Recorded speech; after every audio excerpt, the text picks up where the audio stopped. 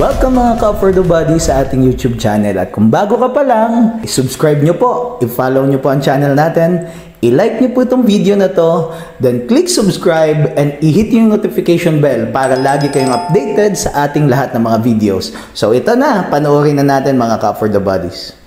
Yes, hello, good morning mga ka-for the bodies. What a beautiful day. Andito pa rin po tayo sa bayan ng Tagkawayan, Quezon. At may property po tayong for sale ngayon. So ito po yung Barangay Road po.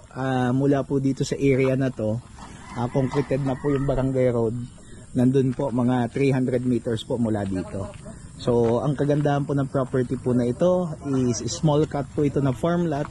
Ito po mismo nasa harap po natin at nakikita po ninyo. Yan po yung property. So dito po tayo magsisimula. Ito po kasama po yung mga niyog na yan. Ano po? Itong kabila hindi na po yung kasama. Ito po mga niyog na to. Kasama po yan. Kasama yung mga niyog. Hanggang doon. Ano po? Sa area na yon. So mga nasa ilang niyog ito? Nasa na sila? Nasa 37 plus. Okay. 37 plus po na niyog po ito. Tapos ito po yung road frontage po niya, approximate po natin ay nasa 100 meters po na road frontage. Approximate lang po ito. Ano, so ito po yan. Makikita nyo po, niyugan po siya. Meron po, may mga kasamang kawayan, may mga puno ng niyog. Ano po? Ano po? Pasukin po natin mga ka-for the bodies. Napakaganda po nito kasi napakamura. Flat area po siya. Nasa ilang pirasong niyog po ito? 37 na puno ng niyog po. So ayan po. Ganda po nito kasi pwede magkakaroon po kayo ng farm na flat land. Tapos ito po mula sa beach area po. Doon naman po sa beach sa kabila ay nasa 5 minutes na lakad po. So ayan po, meron po siyang kasama ilog po, batis. O batis. Doon tayo, meron tayo. Doon tayo magmumula. Yan po yan. Dito po yan. So, ang baka kong bahay, pwede ka na magbuhangin. Oho. Mabuyan, ayan o. Pwede. Ano, tapos ang maganda nito, pwede ka maglagay ng maliit na fish pond, no? Kuya po, pwede. Diyan po sa area na yan. Okay. Tapos hanggang doon yan, boss. Madulo pa yan, sa dulo pa. Oo. Oo, malayo pa yan. Saan po, takaran pa ang mga nyo, gano? Mga bata pa. Okay. So, tingnan po natin. Ano lang po ito, 2,286 square meters. Ano po, titled po ito mga ka-for the bodies. Titulado po. Ano po, kailangan lang po talaga ng may-ari. Yung katabing lupa po nito nabenta na po natin. So ayan, may mga puno po ng kawayan. Kasama. Ayan, kanya yan. Lahat na kanya yan. Lahat ng mga kawayan, ano. So kung magbabahay dito, hindi na puputol. Ano, may kawayan na eh. Okay, ito. So murang-mura po to, paunahan na lang po tayo. Kasama dito. Tingin dito tayo sa likod. Yan dito po. Yan, kasama po yung kawayanan po na yan. Okay. Ang boundary niya itong ilog. Opo, nagliban pa. Nagliban pa, lalampas pa doon. Nandun pa. Pati yung kabila, yung mangga, kasama yan. Hanggang dito lang. Okay.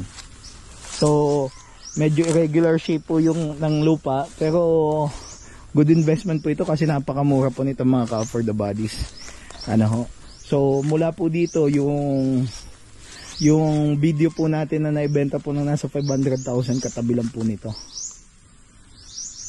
Ayan. May ilog siya, no? Pwedeng gawang fish pond dito, no? Pwede dito magbutas tapos fish pan ano. Pero dito lang, lagyan lang niya ng net. Pwede na siya mag-fish pan dyan eh. Ano? So flat land lang po ito. Talagang residential farm po. Dun sa mga manageable lang po na... Pwede.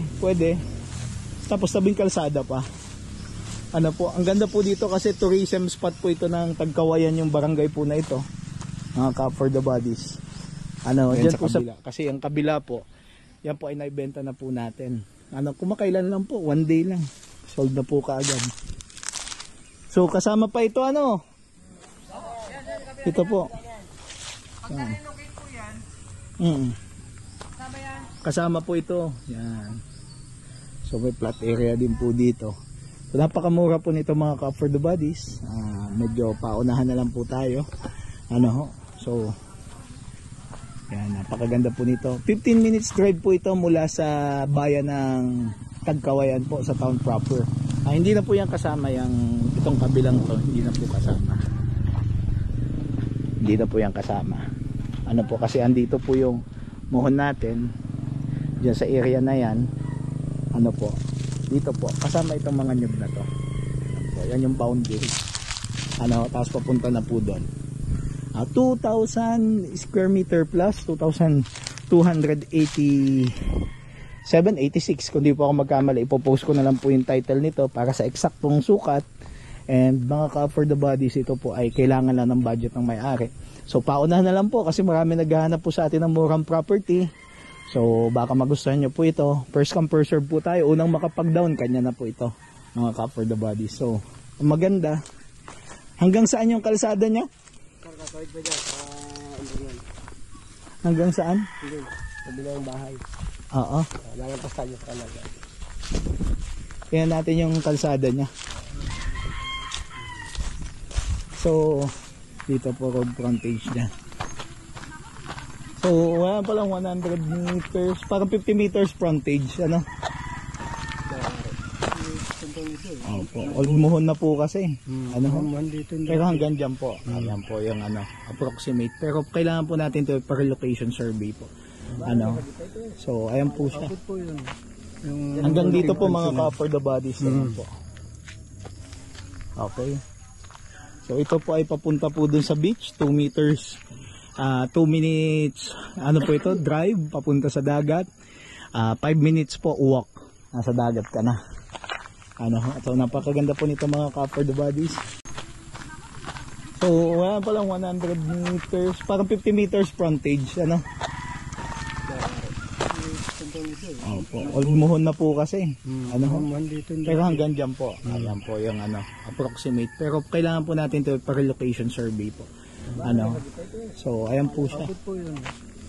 Hanggang dito po mga ka-for the bodies. Ayan po. Okay. So ito po ay papunta po dun sa beach, 2 meters, 2 minutes, ano po ito, drive, papunta sa dagat, 5 minutes po walk, nasa dagat ka na. Ano, ito napakaganda po nito mga ka-for the bodies. So i-check po natin yung drone shot po nito mga ka-for the bodies at panoodin po natin. So ayan mga ka-for the bodies, ito po yung itsura ng lupa natin, parang hugis barrel po siya, no? So lahat po nung nakita yung nyog dun sa property ay kasama po yun. And makikita nyo po dyan sa picture po natin na talagang tabing kalsada po yung property po natin ito. So tingnan naman po natin yung location po niya, yung nearby beach po ng property na malapit. So i-point lang po natin yung property. So ito po yung property po natin. Then sukatin po natin ngayon yung distance niya po papunta po dun sa dagat. So babaybayin po natin yung kalsada. Yan, yung madadaanan po natin yung makikita nyo po dyan sa kaliwang bahagi po natin mga ka-for the bodies. Yan po ay fish pond po yan. Yan po yung dugtungan po ng dagat. Okay. So dito sa area na to, yan po, napapaligiran na po siya ng dagat. So never pa naman po nagbaha dito sa area po nating ito. Ano, kasi even though malapit siya sa dagat, still talagang maganda po yung location ng property. Wala pa pong history of flooding dito sa area na to. Ayan po. Ito po yung barangay site. So all in all, nasa almost 1.4 kilometers papunta po dun sa barangay site and sa beach area po ng property. Ano ho? So lalakadin, pag nilakad po ninyo is nasa 5 to 6 minutes. Then kung nakamotor po kayo, nalapit din po. Ito po yung bayan ng Tagkawayan, yung sinumote po natin. Yan po yung bayan. Kompleto na po dyan. Ano ho? May mga hospital, police station, may mga fast food chain na po dyan. McDonald's, Jollibee, Petron. Ano po, meron po yan. Kompleto po. Very progressive po ang bayan ng Tagkawayan. Napakaganda po dito. So, mula naman po sa bayan, ang property po natin ay nasa 20 minutes drive po mga ka-for the body. Beach na malapit po dun sa property. So ayan, makita nyo po, dagat na dagat. Ano po? So andun po yung town proper ng Tagkawayan.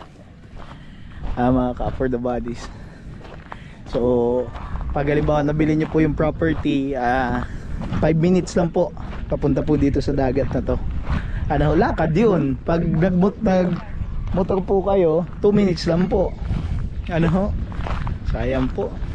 Ayan, may mga nanguhuli po ng isda dyan. Ayan po yan. Okay, yan po yung beach property po nila dito. Ayan, napakaganda po ng barangay na to. Ayan, mga ka-for the bodies, nagpapasalamat po ako sa lahat po ng viewers and subscriber po natin. Ito po, paunahan lang po talaga kasi sobrang mura po nito. May the best man win, sabi nga. Ano po, at naway sa inyo na po mapunta yung property, and papasalamat po ako sa Pong May Kapal, sa Diyos higit sa lahat, sa oportunidad na ibinigay po sa atin sa bawat araw sa buhay na hiram. At higit sa lahat sa opportunity po na to na makakuha po tayo ng isang bago at magandang property. Po, sa uulitin po mga ka-for the bodies, tanging sa Diyos lamang po ang kapurihan at tanging Kanya lamang. So see you po sa ating next videos. Bye bye.